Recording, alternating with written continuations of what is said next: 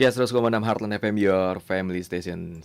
Kurang lebih selama 1 jam ke depan, kita masuk di informasi, tips, dan musik. Dan kali ini kita memiliki topik untuk bakal calon presiden 2024 nanti. Kira-kira siapa nih penerus pembangunan dari kepemimpinan Bapak kita Joko Widodo? Dan sore hari ini saya tidak sendiri, hadir bersama kami melalui saluran Zoom Dr. Embrus Sihombing yang merupakan pakar komunikasi politik. Halo, selamat sore Bang Embrus. Selamat sore Abang Anda, selamat sore pendengar radio Heartline di seluruh dunia. Yes. Karena disiarkan juga melalui sosial media kita ya. Iya betul Bang. Kayaknya sibuk banget nih Bang Emrus nih akhir-akhir ini. Iya, baru selesai nih tapping juga. Ya, lanjut Bang. Oke Bang, topik kita menarik nih. Siapa penerus pembangunan Jokowi? Kira-kira menurut Bang Emrus siapa nih? Karena kan ketiganya nih sudah memastikan akan akan meneruskan dari program kerja yang dilakukan oleh Bapak Presiden Joko Widodo. Tapi masih ada satu calon nih Bang yang nggak sepenuhnya dan menyatakan tidak sepenuhnya menjalankan kebijakan-kebijakan yang ada selama Presiden Joko Widodo. Gimana tanggapannya nih Bang? Baik, kita melihat ada 3 kandidat calon presiden kita yang Iya. muncul ke permukaan, yaitu Ganjar Pranowo, Prabowo, dan Anies Baswedan. Nah, kalau kita analisis 3 masing-masing ini, kita mulai dari Anies Baswedan. Yep. Anies Baswedan hampir pasti tidak melanjutkan pembangunan yang dibuat oleh Joko Widodo. Kenapa? Coba kita lihat tagline mereka kan, adalah perubahan Yep. dan persatuan. Jadi tidak ada menyinggung pembangunan yang sudah dilakukan Joko Widodo selama ini. Jadi hampir dipastikanlah. Jadi mereka menjaga persatuan itu iya, baru kemudian melakukan perubahan. Oke. Begitu. Sekalipun konsep perubahan itu sebenarnya tidak begitu produktif bagi Nasdem sendiri. Kenapa tidak produktif? Kenapa menawarkan perubahan sementara 3 kader mereka ada di kabinet? Yep.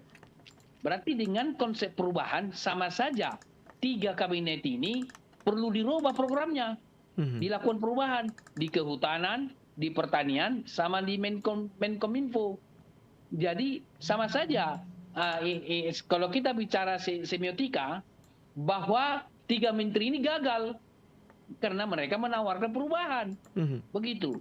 Harusnya kalaupun mereka menawarkan perubahan, tarik dulu menterinya, baru buat kata perubahan gitu.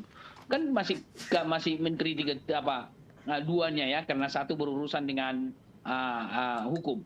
Nah, kemudian kita lihat katakanlah Prabowo, dari ucapan, kalimat dan lain-lain sebagainya, perilaku politiknya, dia sudah mengatakan bahwa akan meneruskan pembangunan Joko Widodo. Dan setiap pandangannya setelah dia ketika dia mulai jadi menteri dan sampai saat ini adalah dia sosok tokoh yang mendukung penuh apa kebijakan, program ataupun pandangan Joko Widodo, termasuk melanjutkan pembangunan. Nah, pertanyaan kritikal kita, apakah setelah terpilih dia jadi presiden nanti, apakah dia melanjutkan? Menurut pandangan saya bahwa masih kita bisa mempertanyakan itu. Kenapa? Karena dia setelah jadi presiden, kalau andaikan terpilih, dia akan menjadi dirinya sendiri. Kalau sama persis dengan apa yang dilakukan oleh Joko Widodo, berarti dia tidak berbeda dengan Joko Widodo. Kalau tidak berbeda dengan Joko Widodo, sama saja dengan pembangunan yang dilakukan oleh PD Perjuangan melalui Joko Widodo. Jadi setelah dia presiden nanti, menurut pandangan saya, dia akan jadi dirinya sendiri. Dan itu akan dia lakukan supaya terpilih lagi periode berikutnya untuk 2 periode. Karena menurut saya, secara juridis formal, presiden kita di Indonesia hanya 1 periode. Tetapi de facto, kenyataan di lapangan terbuka lebar. Presiden kita 2 periode. Jabatan presiden itu menjadi 10 tahun secara de facto. Sekalipun de jure hanya per 5 tahunan. Karena bisa dilanjutkan. Nah, kemudian yang ketiga, yaitu Ganjar Pranowo. Dari 2 kandidat tadi, Anies maupun Prabowo, saya berpendapat sebelum saya memberikan uraian, Ganjar Pranowo lebih bisa melanjutkan pembangunan yang dibuat oleh Joko Widodo. Kenapa? Karena mereka relatif pemimpin yang homogen antara Jokowi sama Ganjar Pranowo gaya kepemimpinannya sama, budaya politiknya sama, Yep. perjuangan politiknya sama, partai mereka berada di rumah partai yang sama. Nah, kalau pemimpin itu homogen, pasti lebih cenderung melanjutkan, melakukan pembangunan pendapat. Sekalipun bisa ini diperdebatkan oleh teman-teman lain. Saya berpendapat bahwa hanya Ganjar Pranowo yang lebih pasti melanjutkan pembangunan yang dibuat Joko Widodo dibanding Prabowo. Apalagi Anies. Yeah. Sangat jauh kemungkinan tidak, karena sudah membawa tagline perubahan. Demikian. Oke, secara head to head dalam kinerja nih Pak Bang Emrus, Pak Prabowo bukannya lebih unggul nih Bang Emrus? Saya kira sangat relatif. Head to head bagaimana? Itu kan kalau kita bandingkan dengan katakanlah Ganjar Pranowo, konteksnya beda. Ganjar Pranowo kepala daerah, sementara Prabowo kan menteri. Salah satu bagian unit kerja presiden yang ditangani, gitu kan, bidang pertahanan dan keamanan. Tetapi sebagai kepala daerah, hampir semua sama apa yang dilakukan presiden dengan kepala daerah kan. Kita lihat contoh, ada kan dinas ini, dinas kebersihan, dinas ini, dinas sosial dan lain-lain. Hampir relatif sama. Hanya kalau jadi presiden, skopnya itu lebih luas, yaitu nasional. Kalau kepala daerah kan skopnya lebih kecil, lebih sedikit, tetapi persoalan sosial yang dihadapi sama. Maka kita lihat ketika Joko Widodo menjadi wali kota, kemudian menjadi gubernur DKI Jakarta, dan kemudian jadi presiden, relatif bisa dilakukan dengan manajemen yang baik kan? Karena memang sudah berpengalaman, karena kepala daerah itu, bupati, wali kota, gubernur, sebenarnya dia itu kan presiden di daerah tertentu kan gitu, kepala daerah, kepala negara. Jadi semua persoalan aspek sosial dihandle-nya.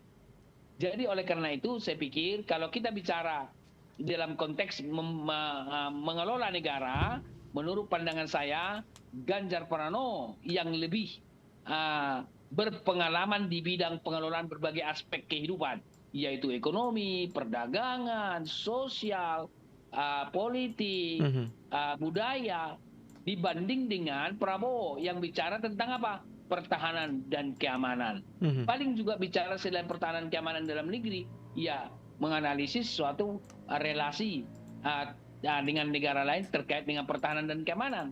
Memang skopnya nasional, tetapi persoalan yang ditangani lebih sempit, yaitu persoalan pertahanan dan keamanan. Demikian. Oke, tapi ada pendapat nih Bang Emrus dari salah satu survei yang menyatakan sosok Prabowo ini unggul karena dinilai kompeten dan minim intervensi dibandingkan kedua capres lainnya seperti Pak Ganjar dan Bang Anies nih. Gimana nih pandangan Bang Emrus sendiri?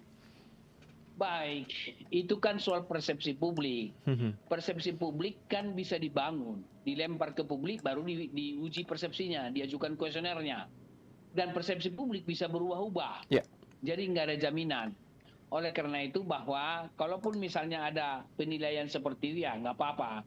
Bahwa Prabowo lebih mendapat respon daripada publik ya. Tapi itu akan bisa bergeser, iya. Coba kita lihat. Perbedaan elektabilitas atau persepsi tentang Ganjar dengan Prabowo tidak begitu jauh, hanya 1 digit kan, nggak sampai katakanlah 2 digit kan, masih kecil. Artinya kalau 1 digit perbedaan, sebenarnya secara statistik itu tidak berbeda. Begitu. Demikian. Oke. Kalau dalam hal Prabowo membangun citranya sebagai figur nasionalis gimana nih Bang Emrus?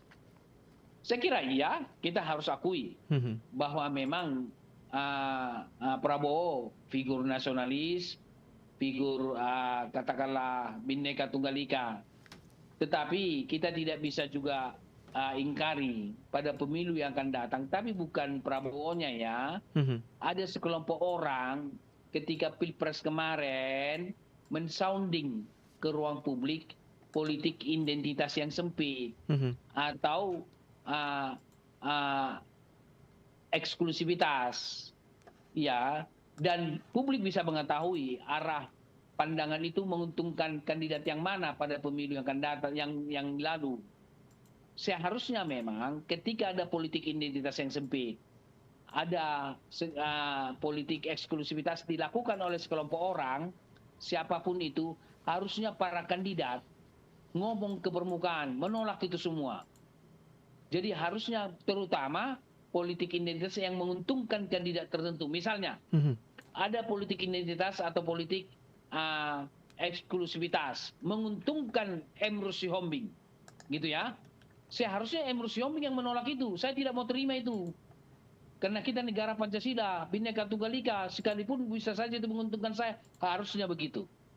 Oleh karena itu pada pemilu yang akan datang, ketika muncul politik identitas, para kandidat yang diuntungkan yang menolak. Justru membela kawannya yang dirugikan itu. Nah, pada pemilu yang kemarin, itu kan muncul ke permukaan.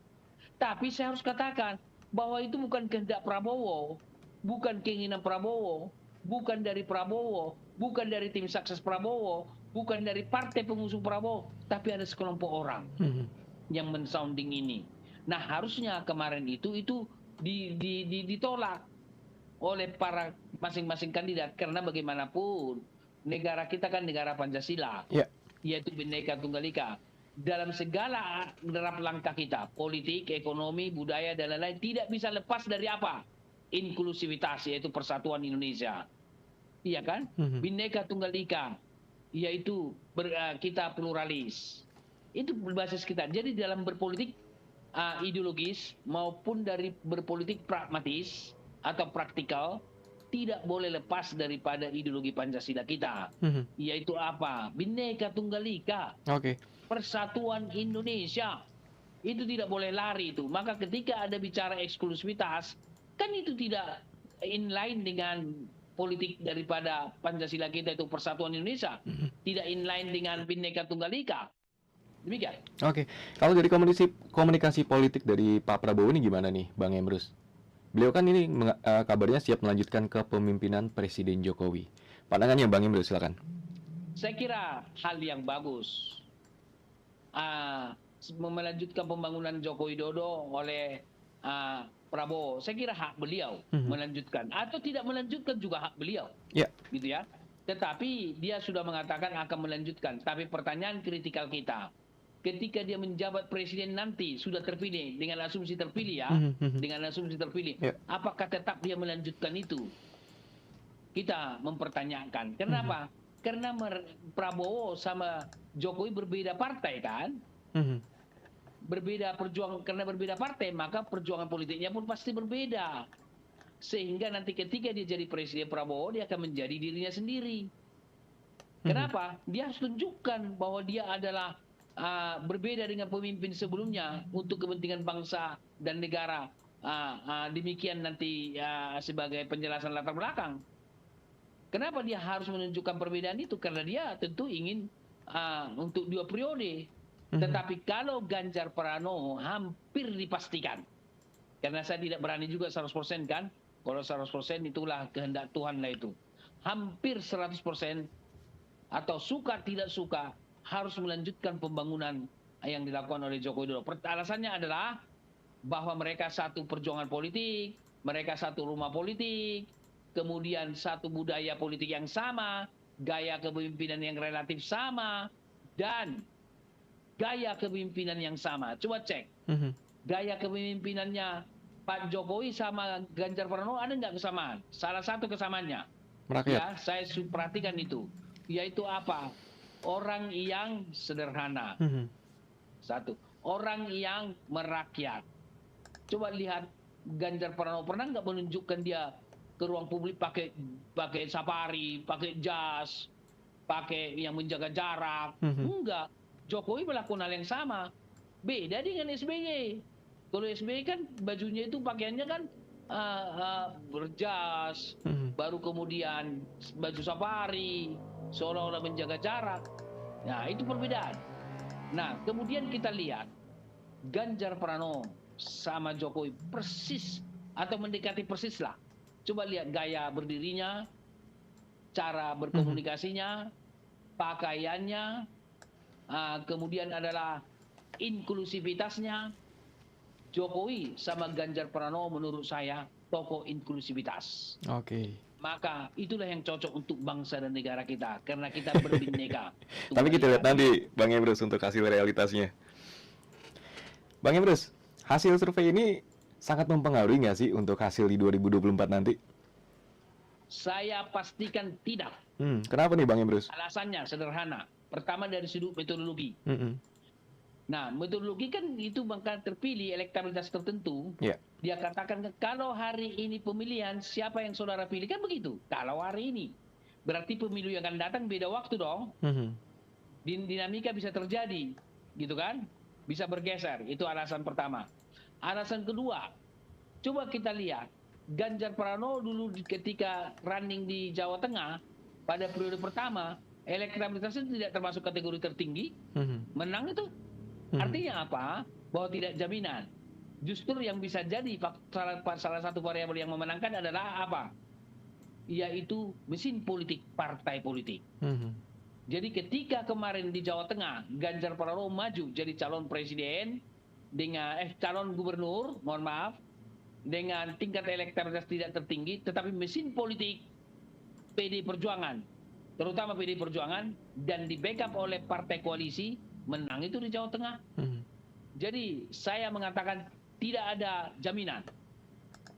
Banyak saya kira contoh-contoh ketika elektabilitasnya tinggi, ketika realitas politik terjadi pemilu tidak menang juga. Itu yang alasan yang kedua. Alasan ketiga dari sudut statistik, perbedaannya kan masih 1 digit kan. Berbeda kalau memang elektabilitas seseorang itu sudah 50%. Ketika survei. Berarti pemilu sebenarnya bisa kita menduga bisa menang kalau memang sudah mencapai minimal di atas 40%, dan kalau boleh di 50%, maka bisa kita duga. Tentu dengan kondisi konstelasi politik, dinamika sosial konstan. Tapi kan tidak mungkin konstelasi politik konstan kan? Tidak mungkin dinamika sosial konstan, pasti berubah-ubah. Abang dan saya tidak sama perilaku kita hari ini dengan perilaku kita besok. Abang menyiar besok dengan menyiar hari ini berbeda. Ya. Kenapa? Pertanyaan-pertanyaan yang abang ajukan bisa sesuatu yang tak terpikirkan sebelumnya. Begitu ya.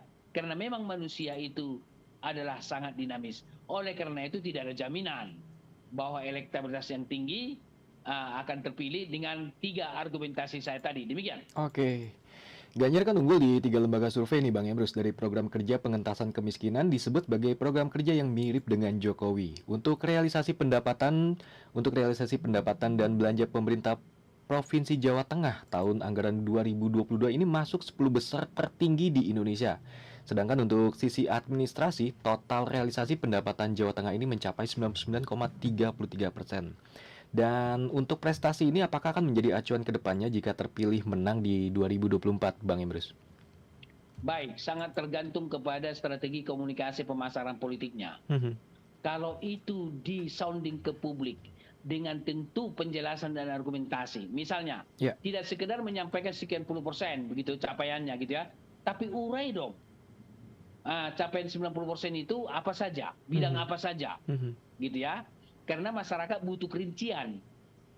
Sehingga masyarakat bisa mengambil kesimpulan, 90%, bagus juga. Karena di bidang transportasi begini misalnya ya, di penganggaran maupun produktivitasnya, di bidang katakanlah perdagangan, di bidang sosial, ya, dan misalnya di bidang katakanlah perlindungan terhadap anak-anak terlantar, di bidang itu bidang sosial kan, misalnya bidang sosial lainnya, apakah perlindungan perempuan dan anak-anak kecil dilakukan. Nah, harusnya kalaupun itu tertinggi atau 90%, harusnya itu di breakdown dan dikomunikasikan kepada publik. Oleh karena itu saya mengatakan sangat tergantung strategi komunikasi pemasaran politiknya.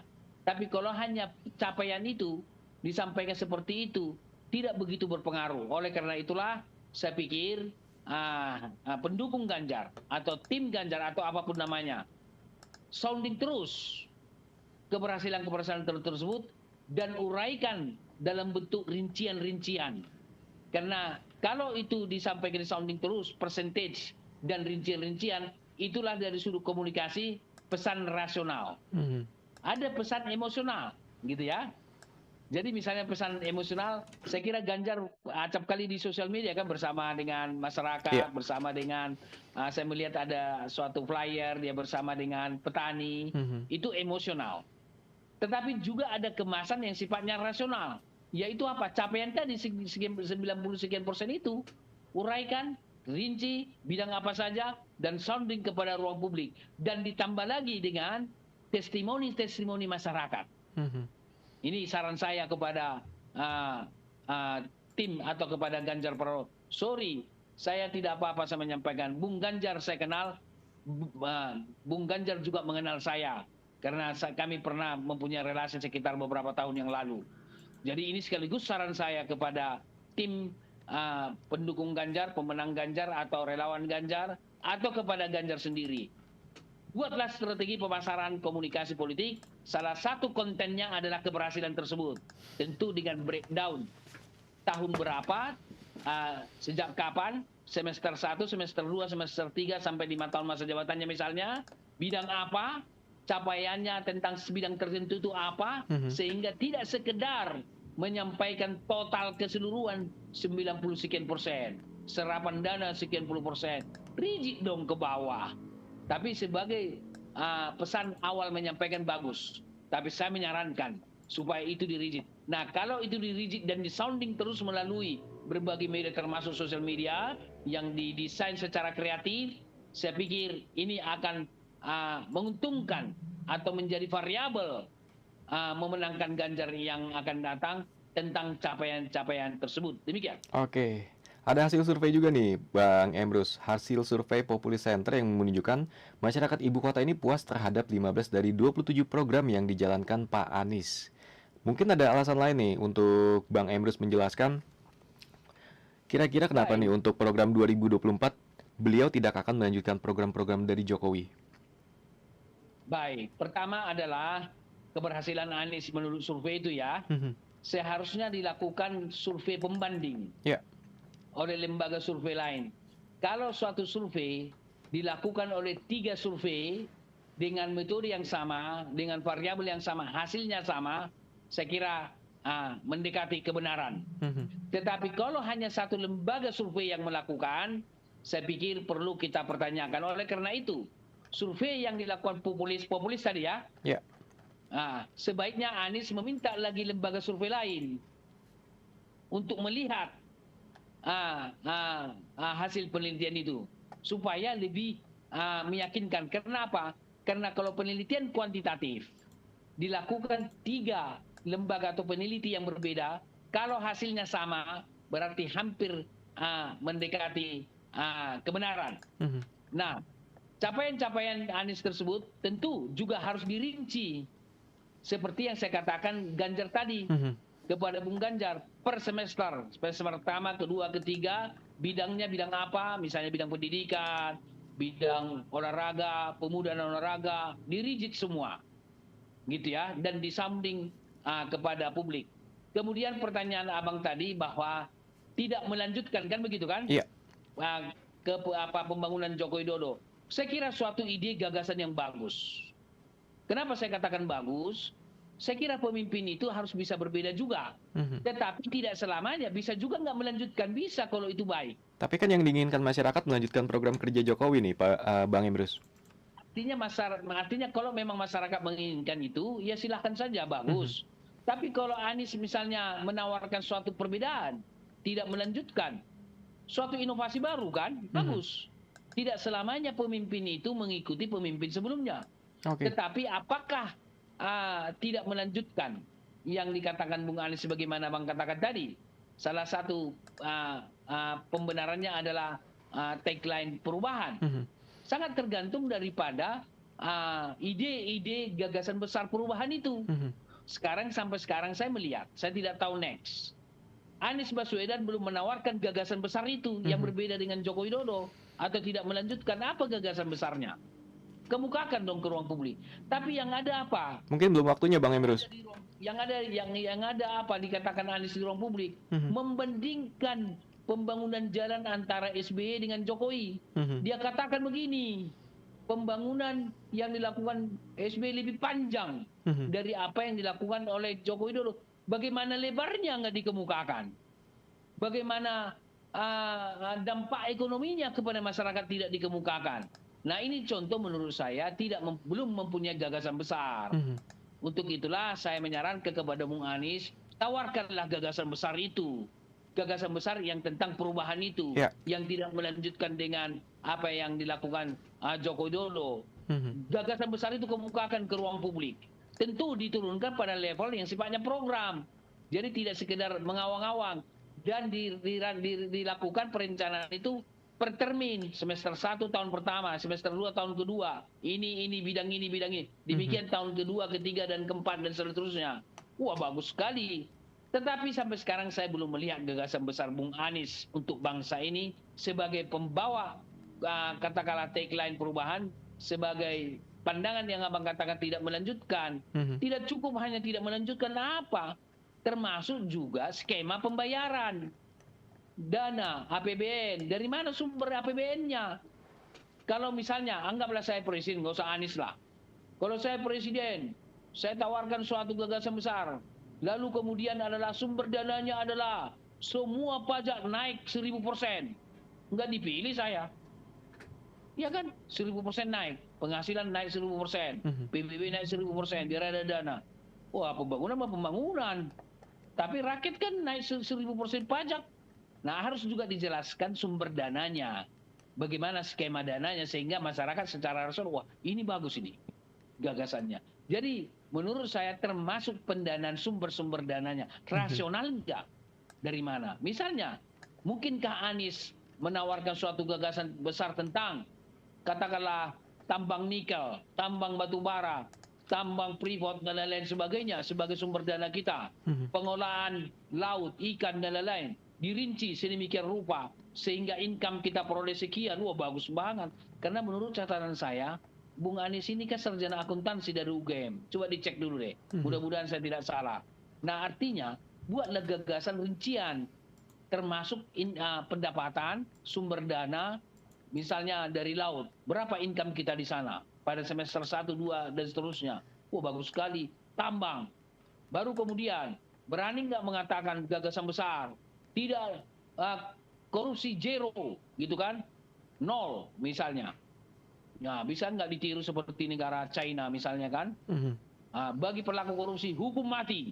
Wah, bagus sekali gagasan besar seperti itu.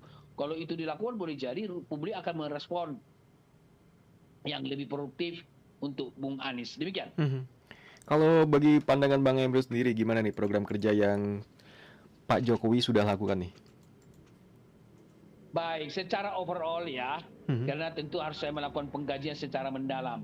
Tapi saya melihat dari wacana publik lah, gitu ya.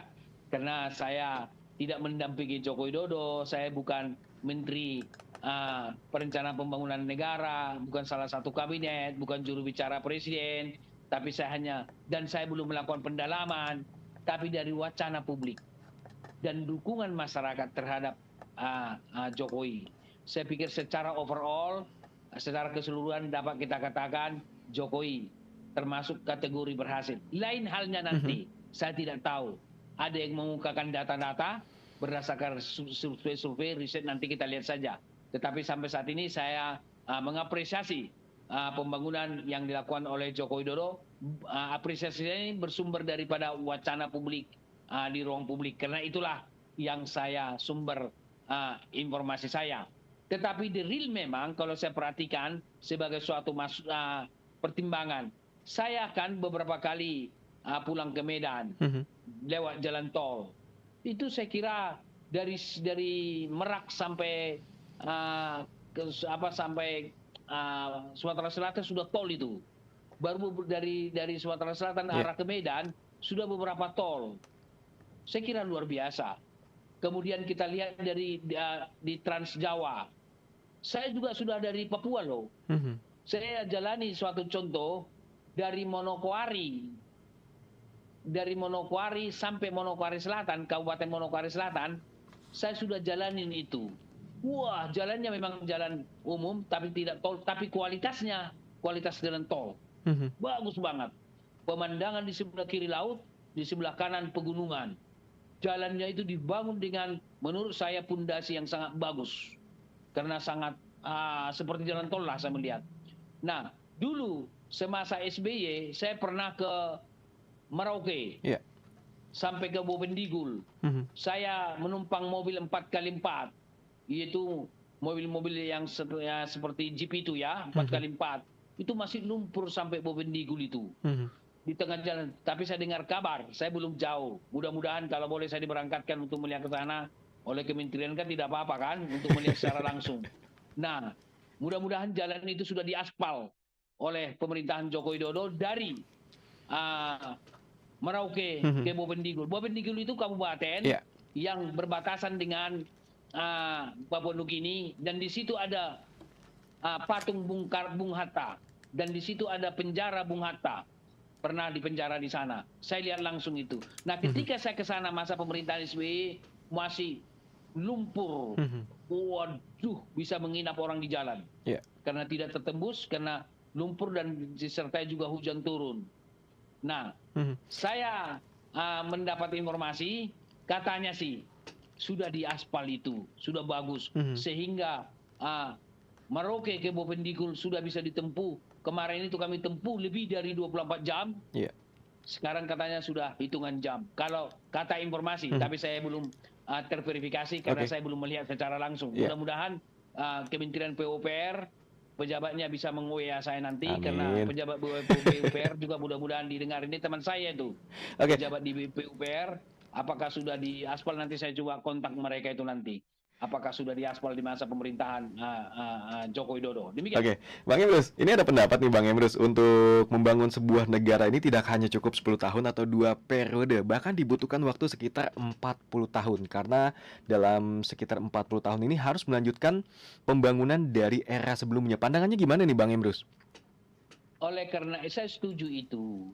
Tidak cukup, tetapi juga kita harus, janganlah lebih jabatan itu karena 40 tahun bisa membangun, lalu presiden sampai 40 tahun, tidak setuju juga saya. Kenapa? Karena perlu juga dong anak-anak negeri ini, putra-putri Indonesia ini, tidak hanya Presiden Joko Widodo memimpin bangsa ini kan, cukuplah 10 tahun, sudah konstitusi kita. Boleh dong periode berikutnya Bang Arwan yang memimpin bangsa ini, atau Emrus yang memimpin bangsa ini. Nggak apa-apa Bung Arwan. Bung Arwan dan saya mampu menjadi presiden lah. Cuma rakyat apakah memilih atau tidak. Itu Tidak dia, ada yang Bang luar Emrus. biasa di situ. Jadi wartawan bisa nggak jadi presiden? Bisa. Contoh, kita lihat Dahlan Iskan berlatar belakang wartawan, bisa itu Menteri BUMN. Jadi nggak ada yang luar biasa. Cuma apakah rakyat memilihnya? Nah, oleh karena itulah maka saya berpendapat bahwa saya setuju 40 tahun, gitu ya. Tetapi sebagaimana Bung Arwan katakan, perlu memang sustainable, berkelanjutan. Misalnya dibangun si A ini, misalnya kan, presiden ini, presiden berikutnya total berubah, atau membatalkan pembangunan yang sudah dimangkrakkan. Nggak boleh begitulah. Harusnya yang sudah dibangun kita lanjutkan lah. Tentu kalau ada kasus hukum silakan lanjutkan. Misalnya tidak ada salahnya pembangunan Hambalang di masa pemerintahan Joko Widodo dibangun saja, dilanjutkan, begitu ya. Tentu kecuali itu masih persoalan hukum, tidak bisa disentuh misalnya seperti itu. Jadi sustainable itu perlu. Jadi persoalan pribadi kita bisa saja mempunyai aliran politik yang berbeda antara presiden satu dengan presiden yang lain, tetapi di sisi lain juga supaya kita jernih berpikir. Presiden yang akan datang melanjutkan yang dibuat oleh Joko Widodo. Demikian juga presiden berikutnya. Jangan langsung diputus. Misalnya contoh, pembangunan IKN yang sangat bagus menurut saya. Janganlah diterlantarkan itu. Janganlah dimangkrakkan itu. Kalau ada korupsi di bidang itu nanti, tangkap, proses. Kira-kira gitu berlanjut nggak, Bang Emrus? Ya. Kira-kira berlanjut nggak untuk program IKN? Baik, saya berpendapat, kalau presidennya Ganjar Pranowo, hampir dapat saya pastikan, saya berhipotesa, probability-nya sangat tinggi untuk dilanjutkan. Termasuk juga pembangunan-pembangunan lainnya. Misalnya apa? Lumbung pangan. Lumbung pangan kita kan belum maksimal. Kenapa saya mengatakan belum maksimal? Lumbung pangan kita kan sudah ada setahun yang lalu, saya kira sudah berapa lama. Panen pangan itu kan paling tinggi 6 bulan kan. Jadi nggak perlu lagi kita import beras. Berarti kalau masih import beras, berarti lumbung pangan belum produktif. Karena pangan kan paling lama 6 bulan. Gitu kan. Nah itu misalnya harus dilanjutkan itu lumbung pangan. Jangan berhenti. Bagus itu ide Pak Joko Widodo. Tapi Pak Prabowo juga mengapresiasi kepemimpinan Pak Jokowi nih Bang Emrus. Saya kira sebagaimana saya katakan tadi, secara overall saya termasuk mengapresiasi. Tetapi bukan berarti saya tidak pernah mengkritik Joko Widodo. Saya kritik Pak Joko Widodo, pernah. Salah satu yang saya kritik Pak Joko Widodo, sampai sekarang tidak ada juru bicara presiden.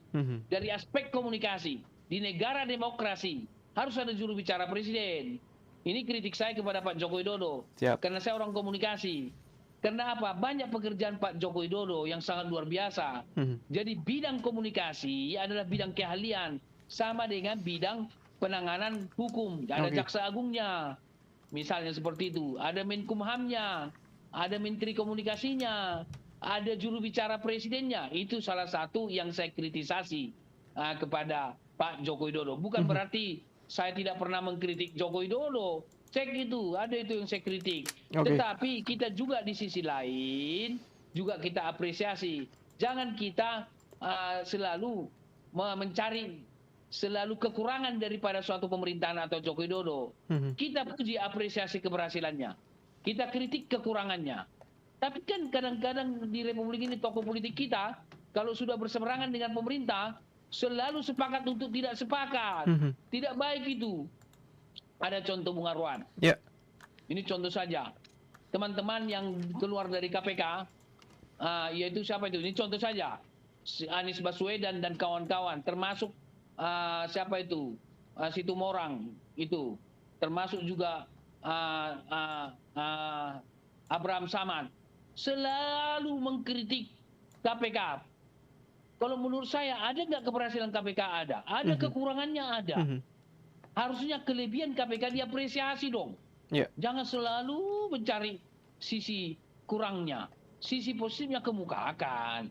Itu sebagai seorang warga negara yang bertanggung jawab gitu ya. Karena tidak ada kepemimpinan yang sempurna.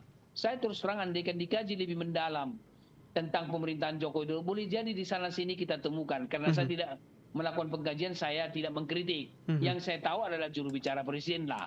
Itu kritik saya. Lebih cepat itu ada posisi itu lebih baik itu untuk sebagai Indonesia negara demokrasi. Itu salah satu yang saya kritisasi.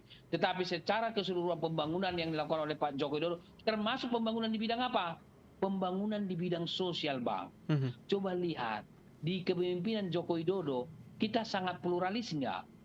Kita merayakan semua ibadah keagamaan kita kan? Gitu kan? Wah, bagus sekali. Gitu ya. Coba catat, saya cek dulu. Pernah nggak kita ada pohon Natal di Istana Negara? Saya melihat ada itu di masa kepemimpinan Joko Widodo. Kemudian adalah di Kementerian Agama dengan Menteri Agama kita yang sekarang. Dia jelaskan, ini Kementerian Agama bukan Kementerian Agama tertentu, tapi kementerian semua agama. Wah, itu bagus itu pemimpin kita. Seperti itu. Saya kira kepemimpinan kita ke depan harus kepemimpinan yang pluralis, yang inklusif. Jauhkan politik identitas yang sempit itu. Karena memang kita berbeda, tetapi kita satu di dalam kerangka negara kesatuan Republik Indonesia. Demikian. Oke, waktu itu udah nggak cukup nih Bang Emrus. Silakan closing statementnya Bang Emrus. Kira-kira siapa nih penerus pembangunan Bapak Jokowi? Closing statement saya sesuai dengan tema kita, siapa yang bisa melanjutkan, sebagaimana yang saya jelaskan juga di awal dan itu menjadi closing statement saya. Saya berkesimpulan yang satu-satunya kandidat calon presiden yang lebih mewujudkan pembangunan sustainable pembangunan Joko Widodo yaitu Ganjar Pranowo dibanding dua kandidat presiden yaitu Prabowo maupun Prabowo, apalagi Anies sudah jelas tidak melanjutkan karena dia membawa tagline tentang perubahan. Saya kira demikian. Oke, kita Selamat tunggu sore. nih untuk hasilnya jika realisasinya Pak Ganjar Pranowo menjadi presiden di 2024 nanti ya Bang Emrus ya. Kita lihat nih hasilnya Baik. Bang Emrus. Bang Emrus, sekali lagi thank you untuk waktunya di sore hari ini dengan topik obrolan kita, siapa nih penerus pembangunan dari Bapak Presiden kita Joko Widodo di 2024 nanti. Dan untuk Heartlander yang ingin menyimak kembali obrolan kami, Terima kasih. ya, thank you Bang Emrus. Terima kasih juga untuk Ibu Iren Kristiana, kemudian Ibu Rosinta Simamora, dan ada Opung Roy Panjaitan yang sudah ikut komentar di akun YouTube kami. Begitu juga dengan Ibu Sari yang sudah ikutan komentar di WhatsApp kami. Sekali lagi thank you Bang Emrus. Sukses ya Bang Emrus ya. Terima kasih, sukses. Ya. Salam sehat buat pendengar Radio Heartline dimanapun berada.